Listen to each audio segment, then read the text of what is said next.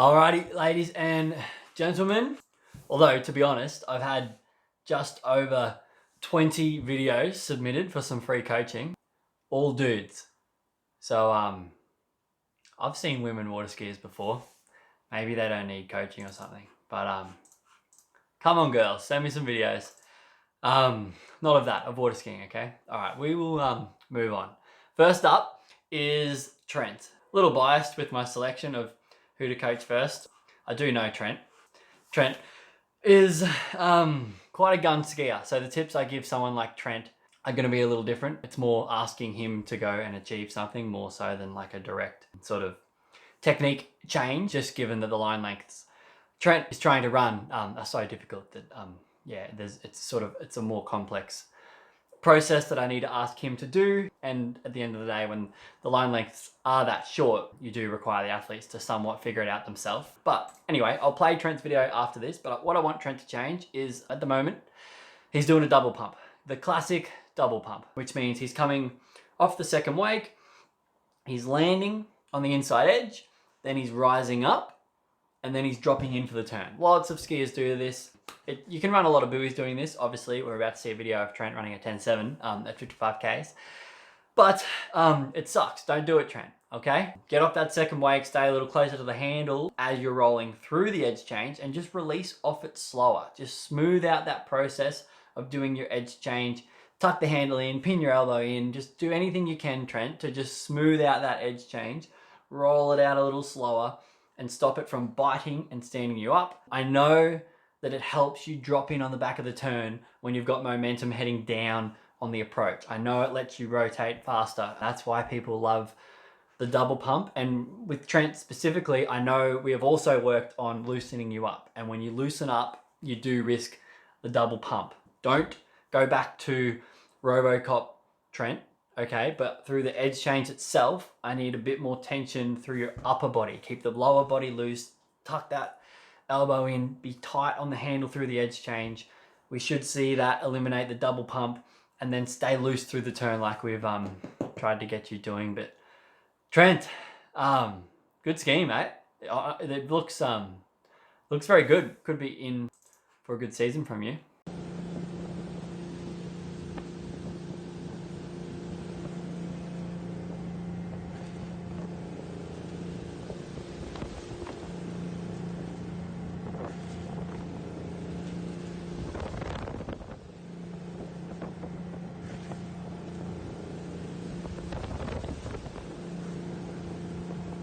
Alrighty, next up we have young Sammy G, also on a Connolly, continuing my incredibly biased selection of who we're coaching. I'm going to do, maybe not everyone, but I'll do a lot of them. So, Sammy G, right? I'll play his video after this. Gun skiing, mate. Yeah, he's a free skier, looks like a young fella. Very, very good turns. You're dropping in very, very hard through the back of the ball. Awesome to see. You're beginning to lean forward a bit on the approach to the wakes. And then more so than that, you're standing up to cross the wakes. I completely understand. You're only a young fella. The wake's pretty big. But if we're going to progress to the next stage in your skiing, it's definitely not about improving your turns. Your turns are amazing. The cut that you do exiting those turns, which is the tricky bit, getting into a lean early out of the turn, you're doing that very, very well. I just need you to hold the amount of lean and load that you have exiting the ball across the wakes. And I get it. That's going to be terrifying. You're going to go real quick. But going fast is fun. So lock in and hold across those wakes. The trouble we're going to have is that it looks like you're really absorbing the wakes, and the wakes are big enough that that is pretty much a necessity for you. But prior to absorbing the wakes, what I'm seeing is you're extending into the trough. The trough is the part just before the big wake, and you want your legs to be bent and tensed up and supple enough that they're going to come in to you when you hit the wakes. But what's happening is you're actually extending into the trough prior to bending your legs up. And that's giving you a much bigger wake to get up. If we can get you coming into the trough with your legs a little more tensed up, but not pushing through your legs, and just having them bent and tensed, but not actually pushing on them, you'll sort of skip over the trough a little bit. and you'll hit the wakes, but the wakes then won't be as big because you won't be right in the bottom of that trough, and you'll sort of smash into them and you'll crash through them a little bit, assuming you stay on edge and keep cutting, and you'll effectively knock off the bottom of the wake by sort of skipping over the trough and getting into the wake, and then you'll sort of knock off the top of the wake by just slamming into it and smashing through it a little bit and staying on edge. The wakes are still going to be massive, you're still going to notice them, it's still going to make you bounce. All that's fine, just lock in, stay down, and smash through them. So yeah, Sammy G, good luck with that, mate. Send me another video if you like. As far as the videos go, yeah, well, I've got them come in from all different angles on just about every type of message request you could possibly imagine. Let's go, because these videos are so blurry, let's go with Dropbox links in the description. And if I don't get to your video, you can submit it again. Yeah, just put a link to your videos that you've uploaded to Dropbox in the comments, and that'll be real easy for me to sort of click through and pump through these pretty quickly.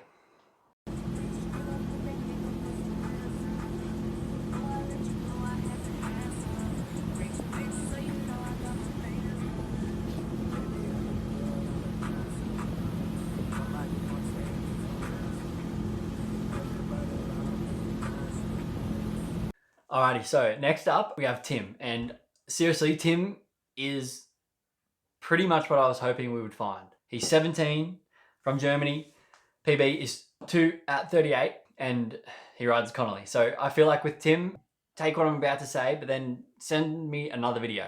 Yeah, like let's sort of try and progress Tim a lot this season, I reckon. He's only 17, he's a very light frame, and he's running a lot of buoys in what you'll see in his video is reasonably tough conditions, to be honest. 2 at 11 is a really good score for a 17-year-old.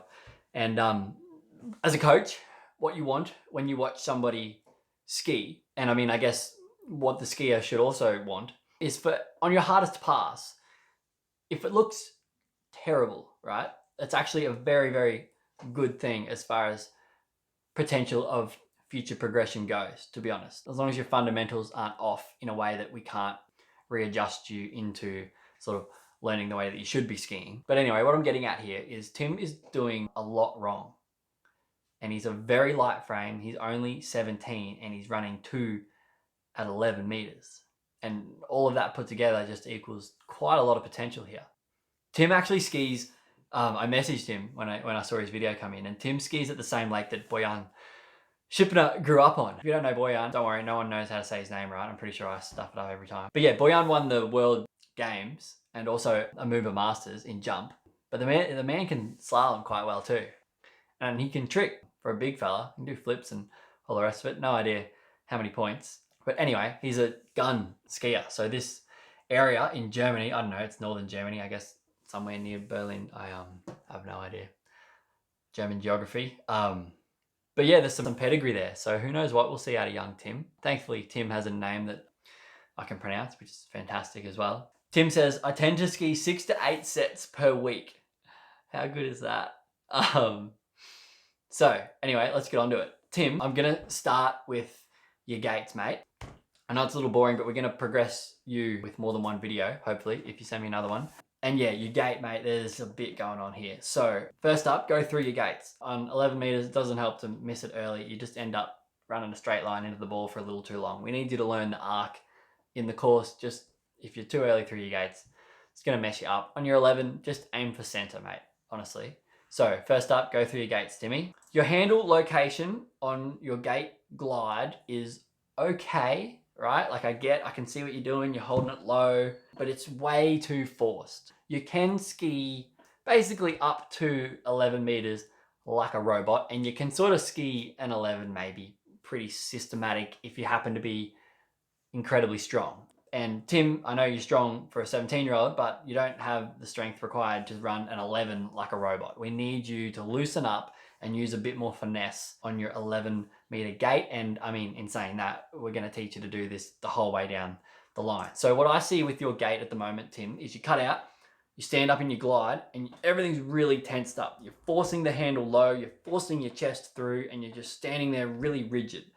And I feel like the end position that you're aiming for is not too bad, but it shouldn't come at the consequence of being able to stand there with a bit of balance and a bit of movement. It's a dynamic sport you're about to swing your way through an 11, you can't stand there like a robot and treat it like a system where you implement a sequence of movements and then run 11. 11 is way too difficult for that, okay? You need to wing it. You need to be a little bit more adaptable to run an 11. So aim for the same position on your gate glide, but just loosen up a bit. And if that sacrifices the position a little bit and your chest gets a bit more rounded and the handle isn't quite as low, that's fine. Just chill a bit. We're gonna need that strength and that really rigid feeling when you're behind the boat, but in the glide and through the turn, we don't want you that stiff.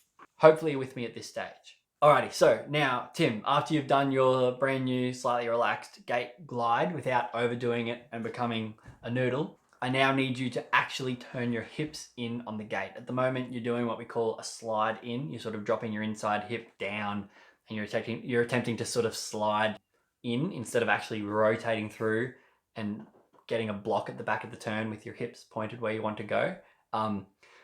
What I'm gonna do with Tim is give him direct body position guidance, because I'm gonna watch him through more than one video.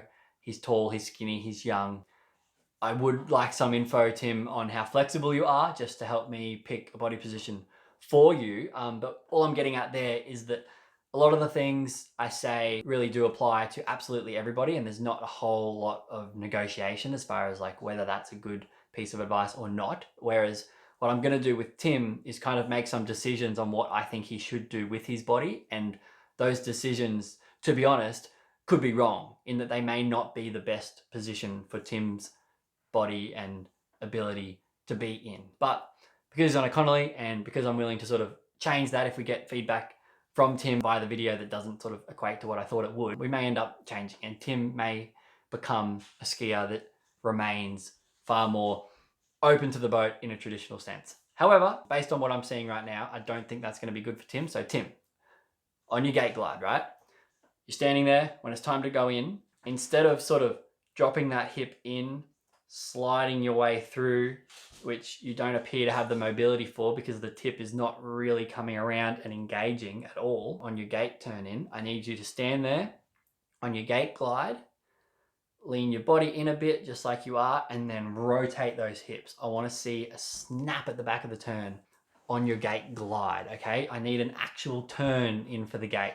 And you should see water coming up at the back of your turn in for the gates, and pretty much the moment you've finished your gate turn in, if we were to take a photo, it should just look like you're skiing. Whereas at the moment, you can take a photo all the way into the first wake on that gate turn in, and you can still tell that you've sort of slid in and you haven't done a proper turn. It's not part of the course yet. So all I'm getting at with this is when you turn in for the gates, just point your belly button where you want to go. Rotate those hips, get the ski to snap and lock it in, and then load across the wakes, which you're quite good at across the wakes. Alrighty, so Tim actually messaged me and said, I tend to shoot past the ball on 246, which is supposed to be his good side, his onside. How good is that? A skier that actually knows what his most common error is. And he's got it correct. His 246, it's no good, mate. We need to sort this out. Your offside is better than your onside. So that's also a good sign. We should be able to get this onside of yours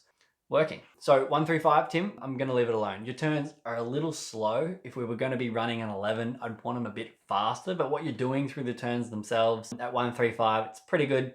I think you're going to pick it up as far as what we require there for an 11. Now, 246, it is going to have to be a change that we implement all the way down the line. You're going to need to turn your very first buoy on your very first pass on 246 side of the lake differently than what you are right now. So continuing with our trend of having Tim ski a little more old school, a little less open to the boat, like we did on his gate turn in, okay?